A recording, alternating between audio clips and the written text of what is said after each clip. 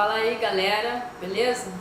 Tá todo mundo se resguardando direitinho aí na quarentena, protegendo os avós, os pais que são mais idosos. É isso aí, galera.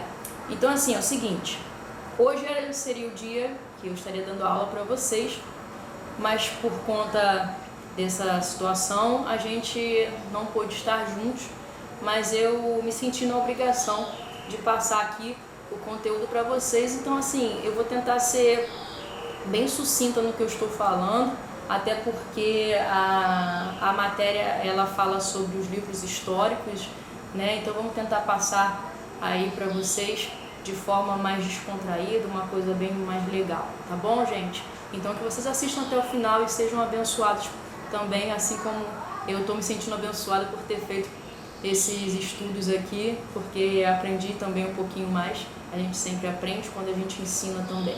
Então fiquem ligados aí e não pisquem. Vamos lá. A lição hoje, ela fala sobre o diário de Deus.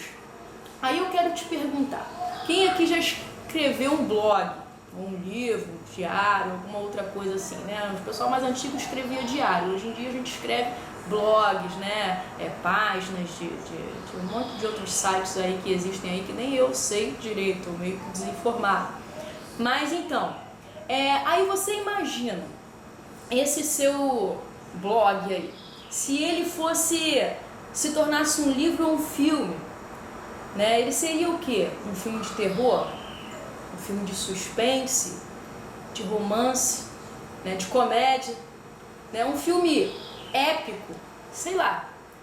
Seja o que for, né? O estilo do seu filme, da sua história, do que você está escrevendo, ele seria o máximo. Ou não. Depende de quem escreve. Mas então, eu quero dizer para você que independente do livro ou do blog, a Bíblia, pessoal, ela é excêntrica, ela é única, sabe? Ela revela vitórias e derrotas. Deus, ele é impressionante, porque ele não esconde nada.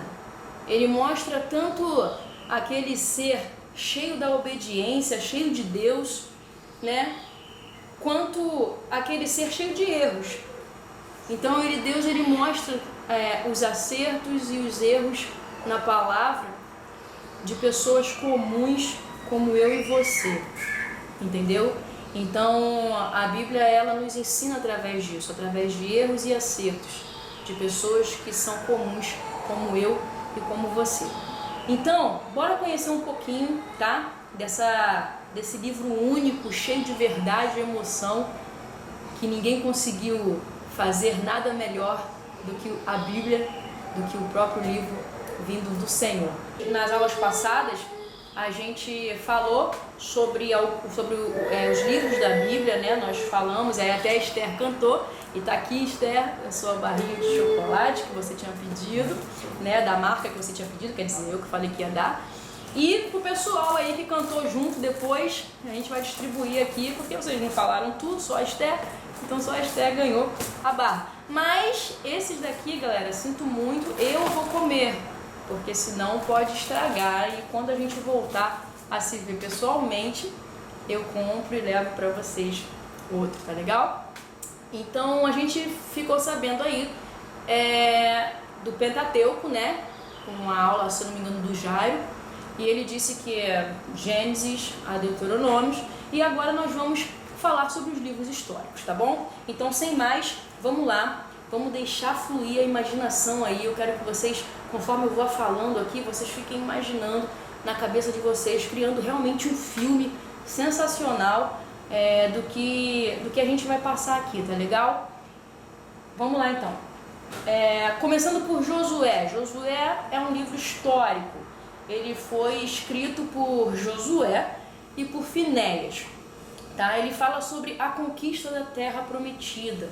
Aí temos lá no versículo 1:11: Passai pelo meio do arraial e ordenai ao povo, dizendo: Provede-vos de comida, porque dentro de 3 dias passareis este Jordão, para que entreis na terra que vos dá o Senhor vosso Deus, para que a possuais. Então, nós vemos aqui que fala sobre a conquista da Terra Prometida.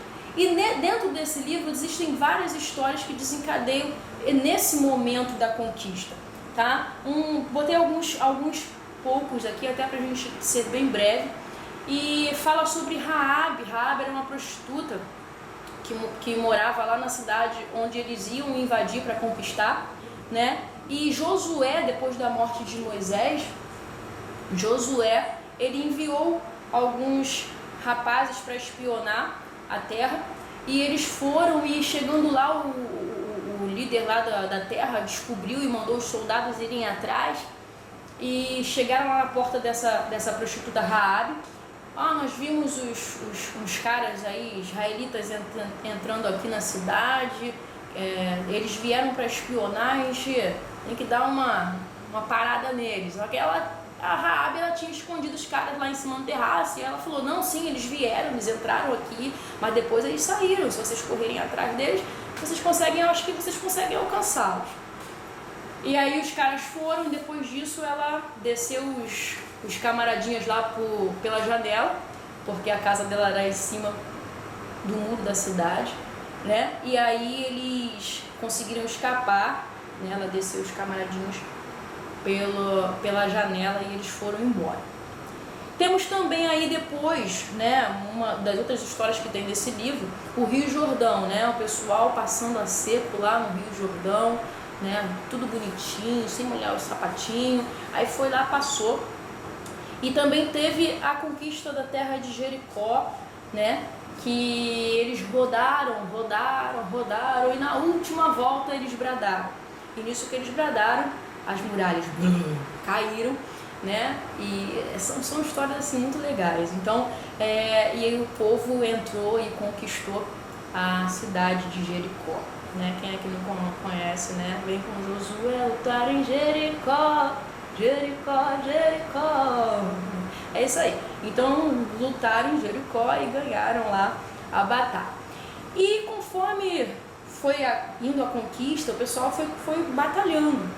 E nisso, Deus, um caso muito legal que aconteceu no livro de Josué foi que o sol parou. Deus abençoou o povo, fazendo até o sol parar. E no meu entendimento, quando o sol para, o tempo parou. Né, que antigamente o pessoal marcava o tempo pelo sol, né, que tinha um reloginho, acho que era de pedra, não me lembro o nome daquilo. Aí conforme o sol girava, aquela sombra desse negócio que ficava fixo, né, fazia só a sombra, o pessoal marcava o tempo por ali. Eu não sei se era dessa época, mas o sol parar é sinal de que o tempo parou. Entendeu? Então Deus, ele parou o sol e fez com que a batalha continuasse e o povo fosse vencendo, fosse conquistando a cidade da terra prometida que o Senhor prometeu, e o Senhor não deixa de cumprir o que ele promete, beleza? E no final do livro, Josué, ele morre, né? Ele chega lá no fim da sua vida, mas deixou o povo num caminho de seguir, de conquista do que o Senhor tinha prometido para o povo. Bom, agora nós vamos falar sobre o livro histórico de Juízes, né? Ele foi escrito possivelmente por Samuel. Juízes, nessa época, o povo, né, eles faziam o que achavam que era certo, né? Cada um fazia o que achava que era certo. E engraçado que não é diferente de hoje. Hoje, infelizmente, as pessoas estão fazendo o que acham que é certo. E ninguém pergunta para Deus o que realmente é certo, né? As pessoas acham que não, o certo é isso aqui que eu aprendi, e o que você está dizendo não tem nada a ver com o que eu aprendi, com o que eu tenho fixo na minha cabeça. Sendo que às vezes a gente não para ver se é o que está na Bíblia, é o que Deus quer que seja realmente feito, e a gente acaba vivendo os nossos dias de acordo com o que a gente acha que é certo e o que a gente acha que é certo, né? Então, às vezes a gente se perde muito nessas coisas. E o povo, ele estava assim, nessa época, sem liderança, né? Perdido, achando que estava fazendo o que era para ser feito, o que era certo. Lá a gente pode ver isso lá no versículo de Juízes, capítulo 17, versículo 6, fala assim: naqueles dias não havia rei em Israel, cada qual fazia o que achava mais reto. Então as pessoas faziam o que achavam que era o mais correto a se fazer. E engraçado que nem sempre o meu ponto de vista é o mesmo ponto de vista seu. O que eu acho que é certo, para você pode ser um absurdo de errado. Então a gente tem que ter esse equilíbrio na hora de julgar e falar o que é certo e o que é errado. Por isso que a gente precisa estar ligadinho com o Pai, para que Ele possa mostrar pra gente o que é certo e o que é errado, beleza? Então, o que aconteceu na época de Juízes? Quando o povo conquistou lá em Josué, a ordem de Deus foi a seguinte: matar geral. Por quê? Por que matar geral? Para o povo, para ele não se comprometer com deuses pagãos. A história, se a gente olhar bem atrás, o povo de Israel, toda vez que se misturava com outros povos, eles eram, infelizmente, o povo de Israel, a gente pode perceber que eles eram influenciados. Eles nunca conseguiam influenciar. Então, toda vez que eles se juntavam com outros povos, eles acabavam fazendo idolatria, cometendo idolatria, né? Iam, adoravam os deuses de outros povos, faziam um monte de outras coisas que os outros povos faziam, que Deus disse para não fazer. Então, assim, Deus, quando prometeu a terra prometida, Ele deu uma ordem. E a ordem foi: acaba com geral, com todo mundo, justamente para que eles não viessem a se envolver com deuses pagãos e aí retornassem ao estágio anterior de idolatria, de pecado, de afastamento de Deus. Mas o povo não fez isso. Eles não mataram todo mundo, eles não aniquilaram todo mundo, né? E isso teve consequências. E aí vieram as guerras, as conquistas e tal. E tem alguns episódios no livro de Juízes, eu destaquei uns 3 mais ou menos aqui. O primeiro foi o de Débora. Débora era uma juíza, né, daquela época. E uma mulher, lógico. E Deus, ele deu uma batalha para Baraque enfrentar. Mas Baraque, mesmo sendo homem, era covarde, né? Então ele falou: Débora, eu não vou se você não for. E o legal da Débora é que tudo que ela fazia, ela dava glórias a Deus, né? E aí então Débora, ela virou para Baraque e falou: beleza, eu vou, né? Vamos lá, vamos lutar, mas aí a glória não vai ser sua, a vitória não vai ser sua.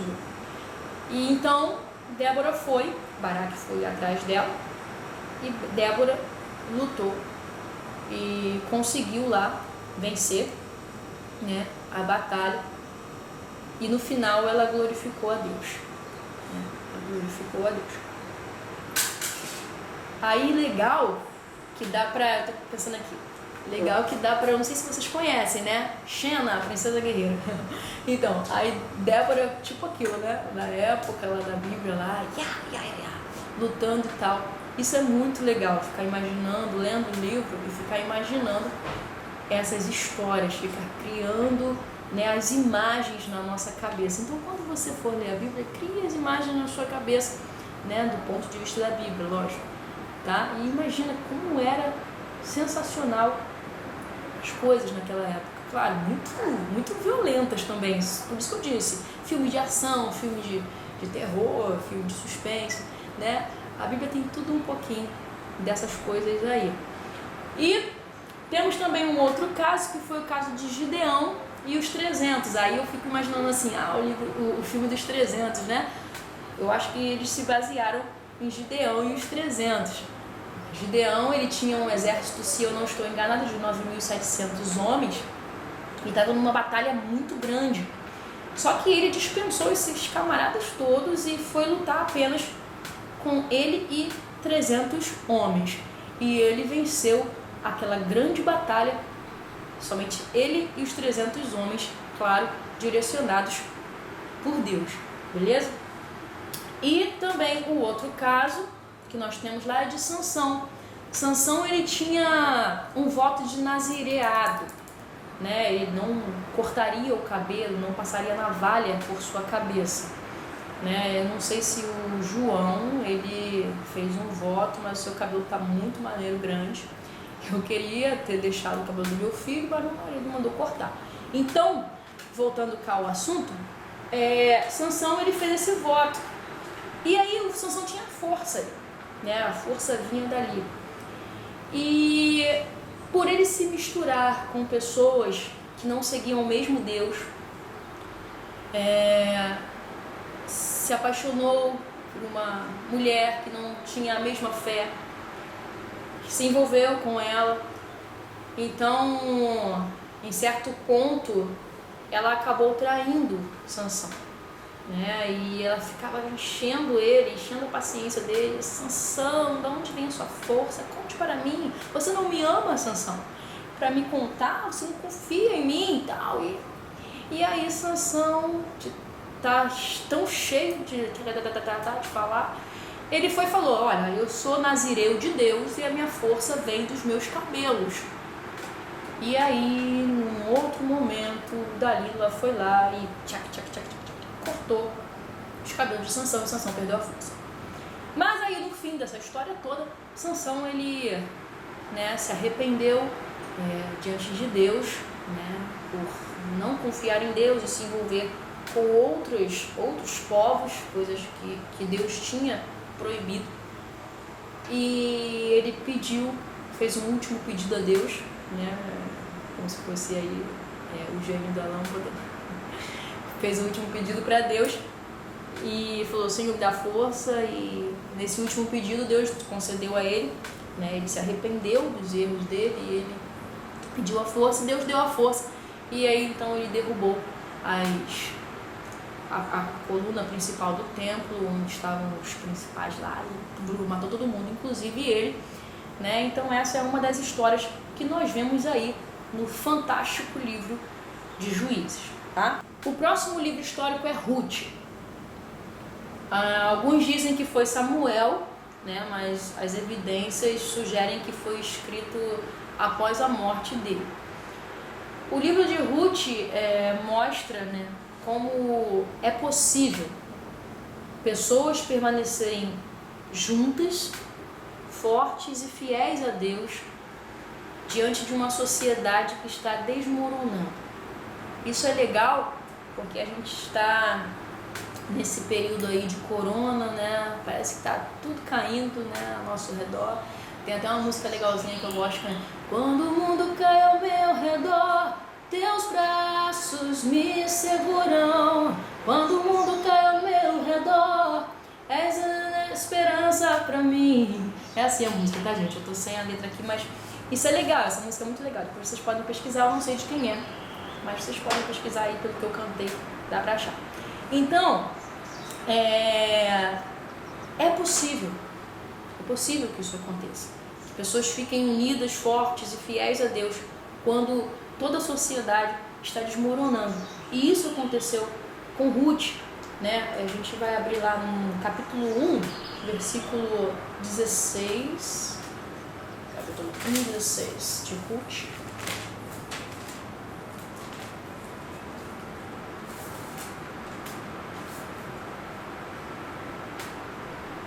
Diz assim: disse, porém, Ruth: não me instes para que te deixe e me afaste de ti, porque aonde quer que tu fores, irei eu, e onde quer que pousares à noite, ali pousarei eu.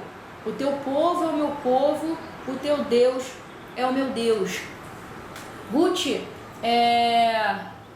ela estava casada com um dos filhos de Noemi, Noemi era sua sogra. E Noemi perdeu o marido. E depois que perdeu o marido, ela perdeu os filhos, os 2 filhos. Ela tinha 2 noras. E Noemi não tinha mais com o que sustentar as suas noras, não tinha mais filhos para dar para as suas noras, até porque ela já era de idade. E aí ela falou, olha, meninas, podem ir para os seus pais de volta, podem, tipo assim, recomeçar a sua vida, entendeu? Porque eu não tenho como dar filhos para vocês, e ainda que eu tivesse como dar filhos para vocês, vocês iriam ficar esperando eles crescerem, vocês já estariam idosas demais para pegar os meus filhos, entendeu? Então, ela despediu as meninas para irem, para seguirem a sua vida. Né? Porque para Noemi ali já tinha encerrado, né, os seus motivos, né, de vida. E então ela ia voltar para a cidade dela. Aí Ruth, né, a outra, se eu não me engano, eu não esqueci o nome dela, não sei se é Ofra, não sei. Só sei que ela deu um beijo na Noemi e foi embora. Mas Ruth não, Ruth ela quis ficar com a sua sogra. Né? E ela foi com a sogra para onde a sogra iria. E foi quando ela disse isso para a sogra, né? Não insistas para que eu te deixe. Né? O teu povo é o meu povo, o teu Deus é o meu Deus. Então, o legal daí é que Ruth, ela se identificou com o Deus verdadeiro. Sabe? Ela se identificou com o Deus que Noemi servia, que era o Deus de Israel.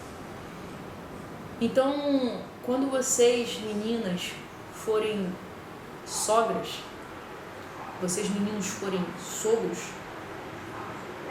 mostrem para as suas noras, para os seus genros, o Deus verdadeiro.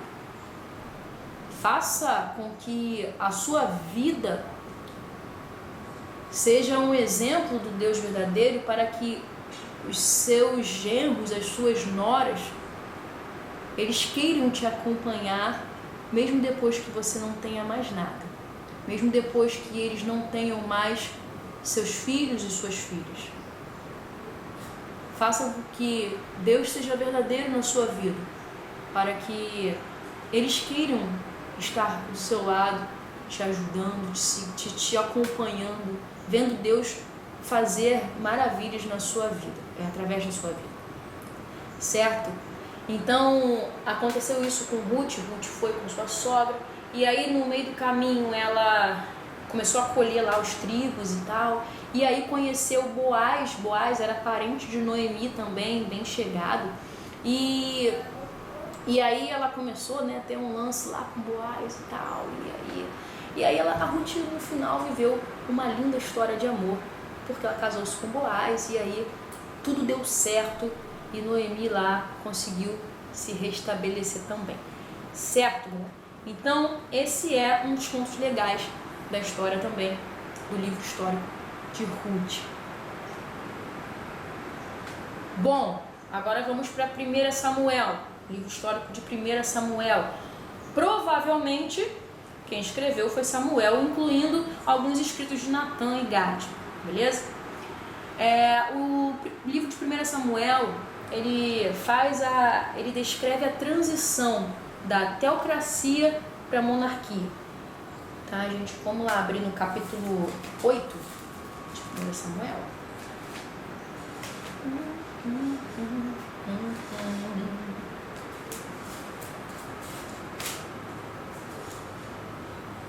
Capítulo 8, versículo 7 a 9.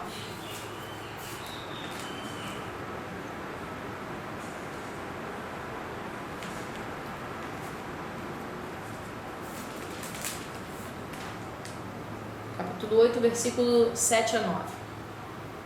E disse o Senhor a Samuel: ouve a voz do povo em tudo quanto te disser, pois não te tem rejeitado a ti, antes a mim me tem rejeitado, para eu não reinar sobre ele, conforme todas as obras que fez desde o dia em que o tirei do Egito até ao dia de hoje, pois a mim me deixou e a outros deuses serviu, assim também te fez a ti.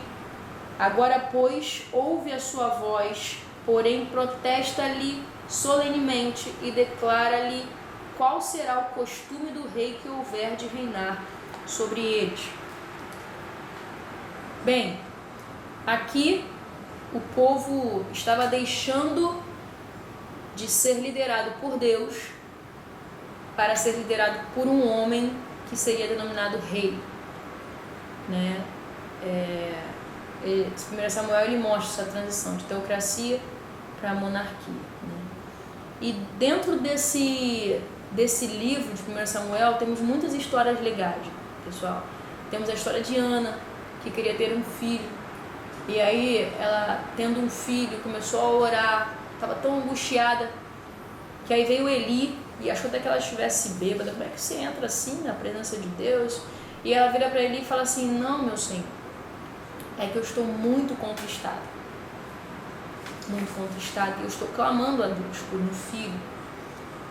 Por que ela estava contristada? Porque Elcana, seu esposo, tinha 2 mulheres, e a outra mulher, ela tinha vários filhos com Elcana, e sempre há aquela rivalidade, né? E ela ficava zombando de Ana, porque Ana não dava filhos para Elcana, e Elcana gostava muito de Ana, amava muito Ana. Então ela já não estava aguentando mais. Então toda vez que eles iam adorar, né, eles iam até o templo adorar, uma vez por ano. Aí Ana, numa dessas vezes, ela começou a clamar com dor e disse: Senhor, eu não aguento mais, me dá um filho, não sei o quê. E quando me der um filho, ele vai ser teu. Eu vou deixar ele no templo servindo o Senhor. E ela fez o voto com Deus. E depois de um ano, Ana teve filho, que foi Samuel, e deixou, né, e cumpriu. Interessante que ela cumpriu o voto ao Senhor. Ela deixou o filho lá no templo para servir ao Senhor. Então, preste atenção, jovens. Quando vocês fizerem um voto ao Senhor, cumpram. Tá legal? Não façam voto em vão. Se fizerem um voto ao Senhor, vocês façam o favor de cumprir. Tá certo? E Ana deixou lá o Samuel, lá no templo. E aí vem aquela história de Samuel, né? Samuel. E aí vai lá: oi, meu senhor Eli, né? Pra Eli. A Eli foi várias vezes assim. A Eli entendeu e falou: olha só, quando tu ouvir de novo, tu fala assim: eis-me aqui, teu servo ouve. E aí Samuel foi deitar de novo e ouviu: Samuel. E aí Samuel disse: eis-me aqui, Senhor, que o teu servo ouve. E aí, a partir daí, começou o ministério de Samuel. Nesse livro também nós vemos Samuel ungindo a Saul, né, que foi o rei que o povo pediu. Então, Saul foi um cara que começou bem, mas terminou muito mal. Tá? Saul, ele começou lá o seu reinado e tal, beleza. E aí surgiu lá no meio, né, Davi, que Saul já vinha fazendo algumas coisas que não estavam agradando a Deus, e aí veio Davi e Deus pediu para Samuel ungir Davi. Samuel ungiu Davi, mas Davi ainda não era rei. Quem era rei era Saul, né, diante dos homens. E veio Golias, e aí Saul não quis lutar contra Golias, então veio Davi e lutou contra Golias, aquela história que a gente sabe: rodou, puf, tá, e morreu. E depois só derrolou. E Davi foi então, né, aclamado pela multidão, e isso foi causando inveja, raiva em Saul, porque Saul imaginava: pô, eu sou o rei, o pessoal tá aclamando ele, tá ovacionando ele, tá exaltando a Davi, não, tem alguma coisa errada, eu que sou o rei. Então começou a rolar aquele negócio lá de inveja, de raiva, rancor e tal. E nisso Davi começou a ser perseguido por Saul, né? Saul, ele ficou completamente perturbado e obcecado em matar Saul. E numa dessas obsessões ele chegou para o pessoal lá e falou assim, vamos matar Davi e tal. E falou pro próprio filho dele, Jonathan, né? E o Jonathan era muito amigo de Davi. E Jonathan falou assim, não, eu não vou matar Davi, não. Eu não concordo com isso não, meu pai. E aí causou mais raiva ainda, né? Porque o cara já era exaltado pela multidão, Davi no caso. O próprio filho não quis obedecer ao pai por causa de Davi. Então piorou completamente a situação de Saul. E Saul, ele, né, começou a fazer muitas outras coisas erradas, e o fim da vida de Saul foi que ele se suicidou. Ele se lançou em cima de uma espada, né, porque estava perdendo uma batalha que Deus tinha dito para ele não ir. Então são essas histórias legais que nós vemos também no livro de 1 Samuel.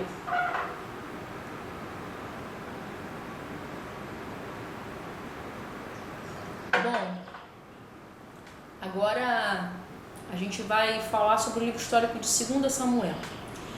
Também é um livro, o autor é desconhecido, tá? Alguns sugerem que tenha sido Zabude, filho de Natã, que escreveu o livro de 2 Samuel. Esse livro ele registra o reinado de Davi, né, e as qualidades, erros e arrependimento sincero. A gente vai ver lá no capítulo 5,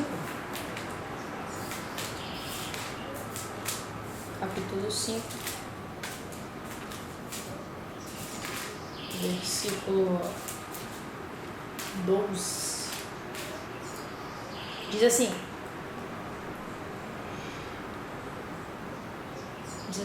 e entendeu Davi que o Senhor o confirmava rei sobre Israel e que exaltara o seu reino por amor do seu povo.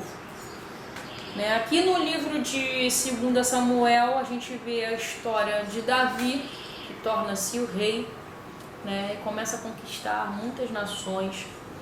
E nessas conquistas, ao meu ver, Davi começa a se sentir um pouco, né, legal, tô na boa.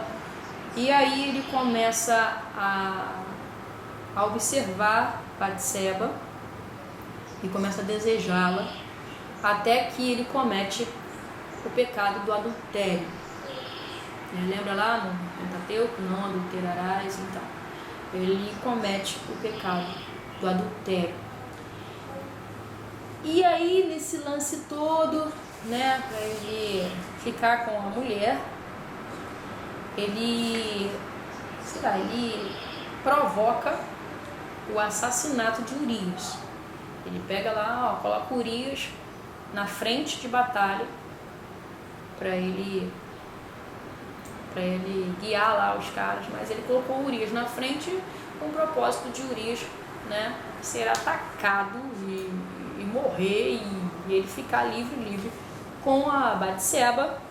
E foi exatamente o que aconteceu. Urias morreu na frente de batalha, ele ficou com Batseba, né?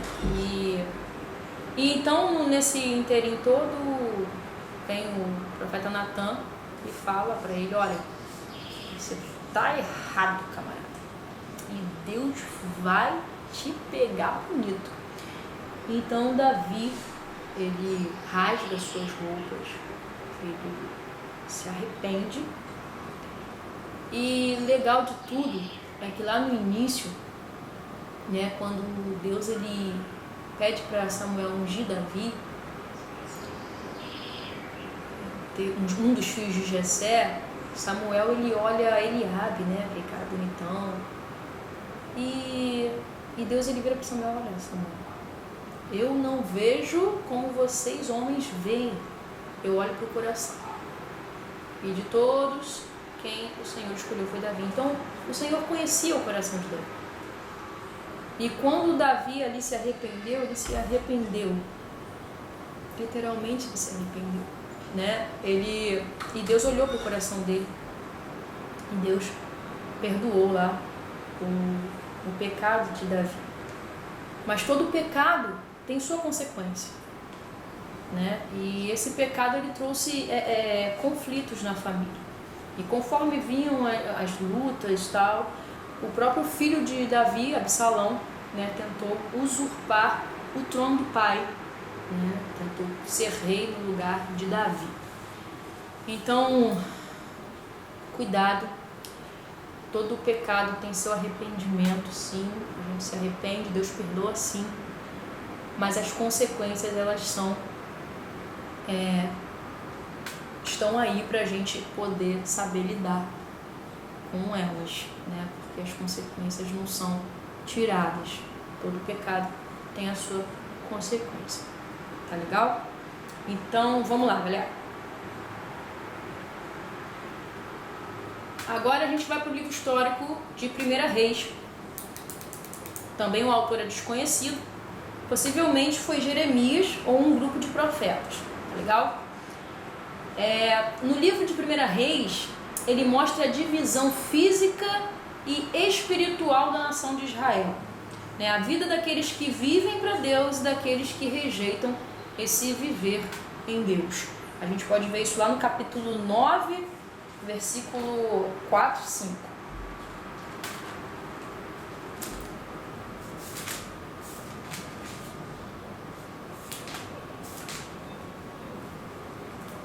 Diz assim: e se tu andares perante mim como andou Davi teu pai, com inteireza de coração e com sinceridade, para fazeres segundo tudo o que te mandei e guardares os meus estatutos e os meus juízos, então confirmarei o trono de teu reino sobre Israel para sempre, como falei acerca de Davi teu pai, dizendo: não te faltará varão sobre o trono de Israel.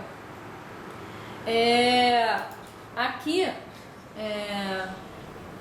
mostra a história de Salomão, né? Dentre outras histórias, tem a história de Salomão, que foi filho de Davi e Batseba, tá? Ele que foi de Salomão que construiu o templo, né? Mas Salomão, ele também foi um camarada que começou bem e terminou mal. Ele se envolveu com muitas mulheres que adoravam a deuses pagãos, e lá no final da vida dele, de Salomão, lá na velhice, elas fizeram com que ele perdesse o caminho e adorasse não só ao Deus verdadeiro, mas aos deuses pagãos delas. E o legal que eu estava lendo é que cada uma das mulheres que ele tinha adorava um Deus diferente. Era uma coisa doida, mas era o que acontecia, tá? E por conta disso, Salomão teve os seus fins, começou bem e terminou mal, tá? Nessa história toda, teve Roboão, filho de Salomão, que houve aí, por causa desse castigo de Salomão, pelo fato dele se envolver, né, e adorar outros deuses, não seguir os caminhos de Deus, Deus havia dito que seria dividido, né, o povo de Israel. Então Roboão, a partir daí, ele aumentou o jugo que Salomão já tinha posto, e por conta do castigo de Salomão, que já previa isso, Roboão, ele aumentou o jugo sobre Israel, e o povo de Israel não aceitou isso. Então o povo de Israel colocou Jeroboão, né, que não era filho de Salomão, se eu não me engano era filho de um dos servos de Salomão, e colocou ele para ser o rei. Então Jeroboão ficou sendo rei de 10 tribos, enquanto que Roboão ficou sendo rei de 2 tribos, que foram a tribo de Judá e de Benjamim. Nesse período também desse livro, a gente encontra nesse livro Elias, né, o grande Elias, que diz que foi alimentado por corvos, foi alimentado por uma viúva, e tem a legal história de Elias e os profetas de Baal, né? Quem ainda não ouviu a história de Elias e os profetas de Baal, estava lá o povo de Baal com Elias falando: Baal é o Deus verdadeiro. E aí Elias falou assim: então bora fazer o seguinte, a gente faz um altar aqui, vocês preparam um altar de vocês aí, e eu preparo o meu aqui, e o Deus que responder esse será o verdadeiro Deus. Aí o povo, né, lá, os adoradores de Baal, falam assim, boa essa palavra, então vamos lá, vamos fazer e tal.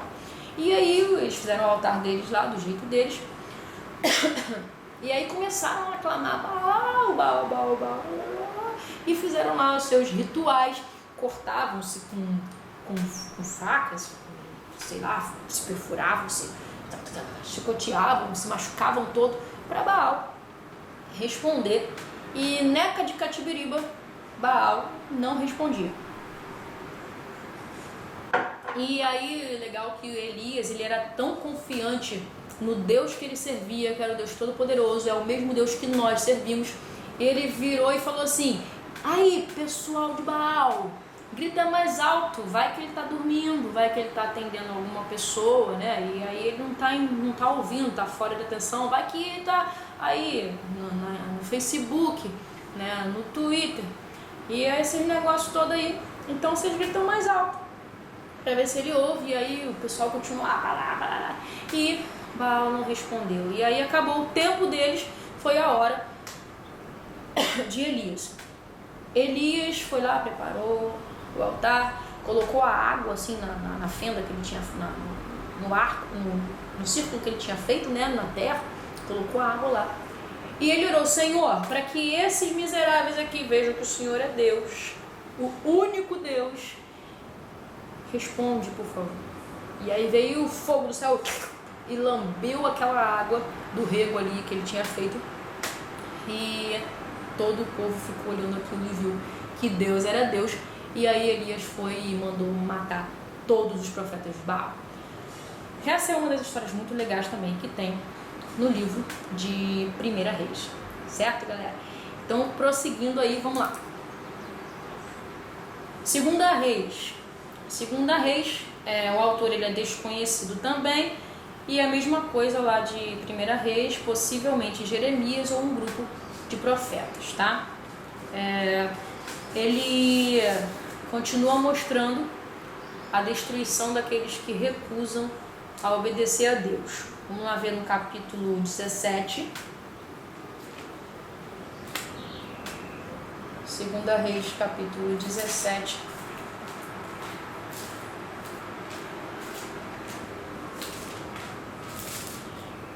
Segunda Reis 17, versículo 13 e 14. E o Senhor protestou a Israel e a Judá pelo ministério de todos os profetas e de todos os videntes, dizendo: convertei-vos de vossos maus caminhos e guardai os meus mandamentos e os meus estatutos, conforme toda a lei que ordenei a vossos pais e que eu vos enviei pelo ministério de meus servos, os profetas. Porém, não deram ouvidos, antes endureceram a sua cerviz, como a cerviz de seus pais, que não creram no Senhor, seu Deus. Nesse contexto de 2 Reis, nós continuamos vendo Elias, mas Elias num processo muito legal. Ele estava indo com Eliseu, né, por um caminho, e ele falou para Eliseu: olha, me pede alguma coisa aí, porque daqui a pouco eu posso não estar com você. E aí Eliseu falou: olha, eu quero a porção dobrada do teu espírito. E Elias virou para Eliseu e falou assim: beleza, Eliseu, beleza, mas aí você tem que ver, você vai ter que ver eu subir, né, para depois você receber. Se você não vê, você não recebe. Então Eliseu, como ele queria muito, porque ele via Deus agindo através da vida de Elias, ele ficou bem atento. Então é legal que a gente fique bem atento nas coisas que a gente faz para Deus, fique bem atento. E aí Elias, chegou-se uma carruagem de fogo e pegou Elias, levou Elias, e a capa de Elias caiu, e Eliseu viu a carruagem de fogo e disse: carruagem de fogo, aquele negócio todo, e pegou a capa de Elias. E nesse momento Eliseu, ele recebe a porção dobrada do espírito de Elias, né? E aí começa o ministério de Eliseu. Aí a gente vê lá no livro o Eliseu aumentando o azeite da viúva, o Eliseu ressuscitando o menino, ele fazendo o ferro do machado flutuar e tantas coisas legais também nesse livro de 2 Reis, tá, gente? Bom, agora a gente vai no livro de 1 Crônicas. 1 Crônicas, quem escreveu foi Esdras, segundo a tradução judaica, tá? Ele tem como propósito unificar o povo de Deus, porque o povo já estava separado. Então, né, desde aqueles lá no início, como a gente já disse. Então, ele tem a ideia de unificar o povo de Deus. E esse 1 Crônicas, ele faz um paralelo de 2 Samuel, tá? Então, é como se você pegasse 2 Samuel e lesse junto com 1 Crônicas, né? Como se eles falassem algumas coisas a mais que não foram ditas no livro de 2 Samuel. Então, não cabe aqui eu ficar falando novamente, né? Então, mas ele fala lá sobre o reinado de Davi, essas coisas todas, tá beleza? E 2 Crônicas também, Esdras, segundo que escreveu, segundo a tradução judaica, e conta sobre a restauração da verdadeira adoração a Deus, a restauração da verdadeira adoração a Deus. Capítulo 7, versículo 14. 7, versículo 14.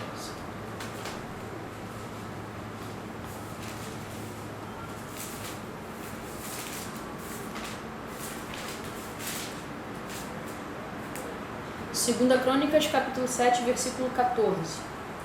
E se o meu povo que se chama pelo meu nome se humilhar e orar e buscar a minha face e se converter dos seus maus caminhos, então eu ouvirei dos céus, perdoarei os seus pecados e sararei a sua terra. Aqui a gente vê a restauração da verdadeira adoração a Deus, né? E também, 2 Crônicas, ele faz esse paralelo com 1 e 2 Reis, tá? Você pode também ler lá 1 e 2 Reis, que faz esse paralelo com 2 Crônicas, né? Que fala sobre, continua falando sobre o reinado de Salomão, né? Aquelas divisões do reino, Roboão e Jeroboão, né? Continua falando também sobre os outros assuntos que estão em 1 e 2 Reis. Também não vou me ater muito a esses livros, tá? Os 2 livros de Crônicas, eles formam um único livro após o exílio, né, da Babilônia, né, os 70 anos lá de exílio. Bom, galera, vamos agora para Esdras. Provavelmente Esdras provavelmente quem escreveu Esdras, desculpa, foi o próprio Esdras, tá? Nesse livro, ele mostra a fidelidade de Deus. Aí vamos abrir lá.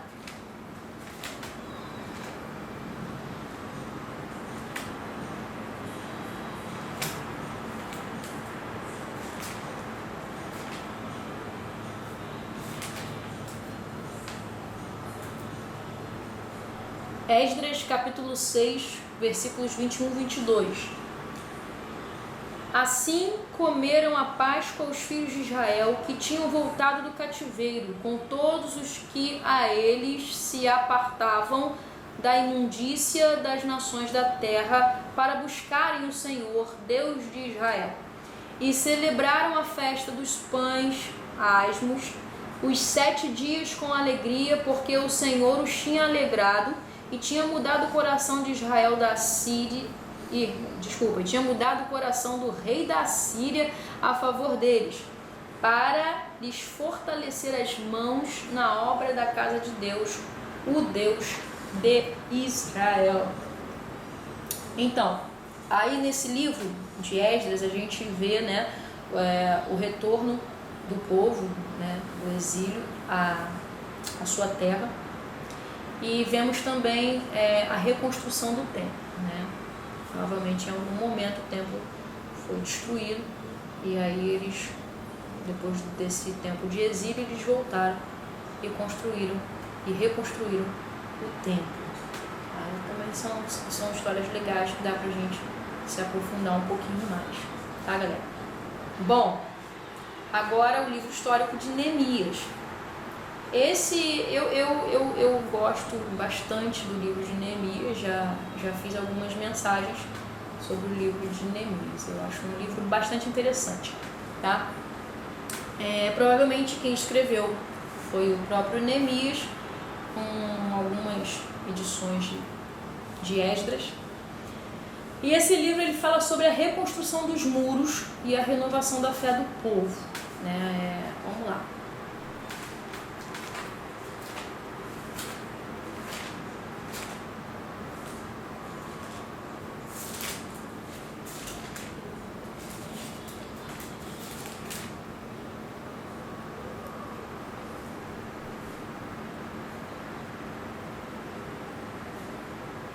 Neemias capítulo 6, versículo 15 e 16, diz assim: Acabou-se, pois, o muro aos 25 de Elu, em 52 dias. E sucedeu que, ouvindo todos os nossos inimigos, temeram todos os gentios que havia em roda de nós, e abateram-se muito em seus próprios olhos, porque reconheceram que o nosso Deus fizera esta obra, né? Ali, depois que eles construíram o templo, né, em Esdras, aí eles foram e reconstruíram os muros da cidade, né? Aquele lance lá, Neemias, ele recebeu uma notícia, ficou contristado.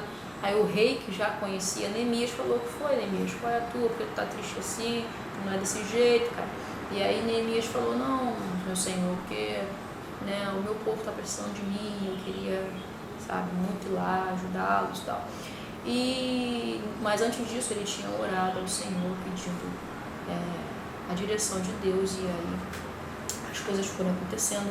O rei liberou ele, né, algumas cartas para passar lá, e deu tudo certo, né? No final deu tudo certo. Reconstruíram os muros da cidade de Jerusalém, e a lei, aquela lei que se havia antes perdido, foi lida diante do povo. E então o povo se arrependeu e renovou a sua aliança com o Deus eterno. É isso aí. Bom, agora nós estamos já chegando no fim. Temos o livro de Esther, tá? O livro de Esther, seu autor é desconhecido, e possivelmente foi Mardoqueu, né? Mardoqueu. Alguns estudiosos eles sugerem que tenha sido Neemias e Esdras, né? Devido ali a similaridade, a forma de escrever, o jeito que eles escreviam os outros livros. Então eles alguns estudiosos acham que foi Neemias e Esdras, mas alguns também acham que foi possivelmente Mardoqueu. O livro de Esther, ele registra a soberania e o cuidado de Deus para com seu povo. Vamos abrir lá.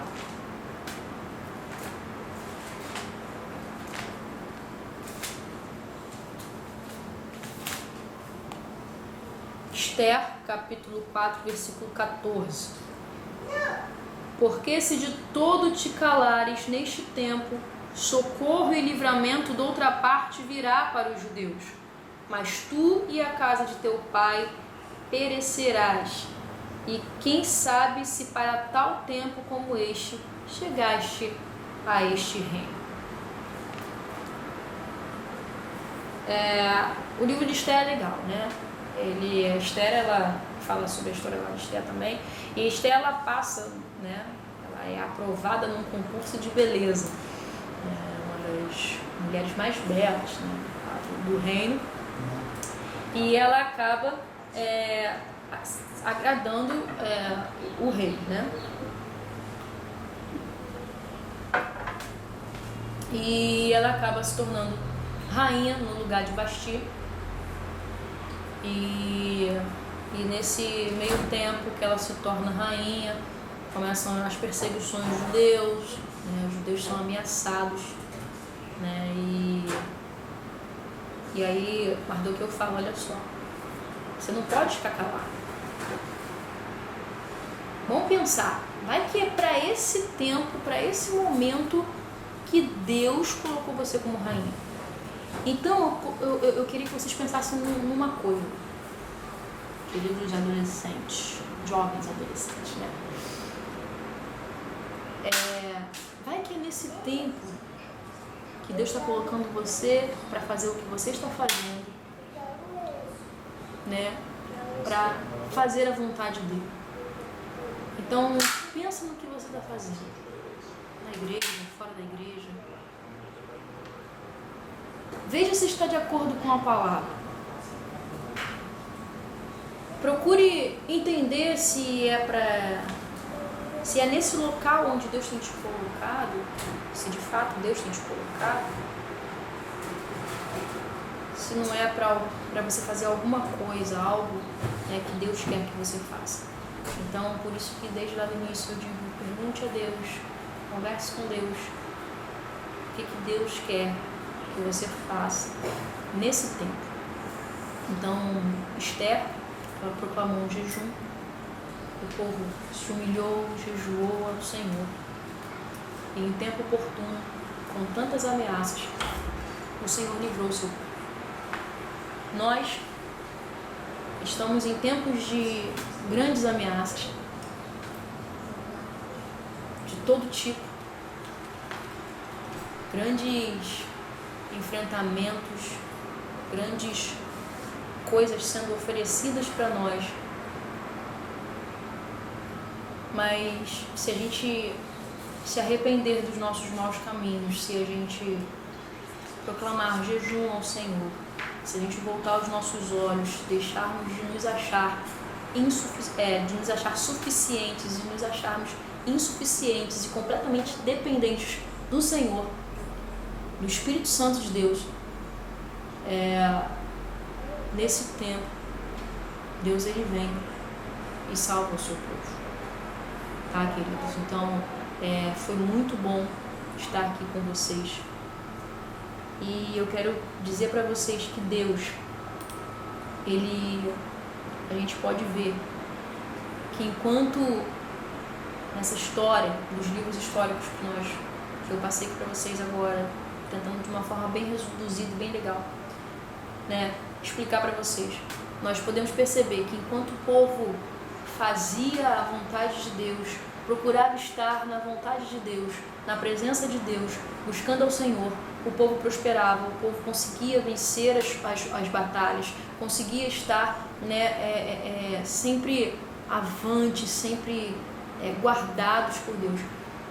E quando eles recusavam esse Deus que nos ama, que nos protege, que nos guarda, que nos livra, que nos orienta, que nos corrige, né? Esse Deus que nos mostra através de acertos e erros o caminho a seguir e nos perdoa quando nós nos arrependemos. Quando a pessoa recusa esse Deus maravilhoso, a gente vê aí uma destruição, né? uma falência da vida dessas pessoas. Então, tenham gosto de estudar a palavra. Eu já falei para vocês sobre o comentário de Moody. Vocês podem pesquisar lá, tipo, vocês estão lendo Romanos, pesquisa lá, comentário de Moody, PDF, tem na internet disponível, vocês podem baixar, só o de Romanos, você vai lá, Romanos, o livro que você está lendo. Então, exemplo, está lendo Efésios, bota lá, comentário de Moody, livro de Efésios, PDF, vai baixar lá. Cada capítulo que você lê, você leia o comentário, vai ser bom para o seu crescimento, tá? Para a gente também não entrar nessa rotina de só ler por obrigação, mas ler porque está gostando do que está lendo. Assim como nós vemos o diário de Anne Frank, né, que no início da revista fala que ela escreveu lá, e se ela não tivesse escrito aquilo, a gente não saberia o que teria passado com a família dela e com outras famílias judias. Assim, Deus também deixou a palavra dele para que a gente entendesse o que aconteceu, o que está acontecendo e o que vai acontecer. E para a gente entender, a gente precisa estar submisso ao Senhor, sabendo que nós não somos autossuficientes, que nós não somos, a nossa inteligência ela é mínima com relação à sabedoria do Pai, e a gente precisa muito de entender, de ter discernimento do Espírito Santo para entender a palavra de Deus e encarar a palavra de Deus como algo sensacional, uma história que aconteceu, que está acontecendo e que vai acontecer, né? E realmente viajar com o Espírito Santo nessas letras que foram nos dadas, e aprendendo assim a gente pode passar para a nossa geração. Queiram e desejem passar os ensinamentos de Deus para a sua geração, tá? Lá em Deuteronômios 11, 19 diz assim: ensinai a vossos filhos, falando delas, ou seja, da lei, da palavra de Deus, assentado em tua casa, andando pelo caminho, deitando e levantando. Passai as palavras de Deus que Deus deixou para nós, para os seus futuros filhos, e os seus filhos vão passar para os filhos dos seus filhos, e os filhos dos seus filhos para os filhos dos seus filhos. Tá legal? Salmos 145 para a gente terminar. Uma geração contará a outra geração a grandiosidade dos teus feitos. Eles anunciarão os teus atos poderosos, anunciarão o poder dos teus feitos temíveis, e eu falarei das tuas grandes obras. Pessoal, Deus abençoe vocês. Um excelente domingo. Graça e paz. E valeu, jovens. Até a próxima aula. Fiquem com Deus. Tchau.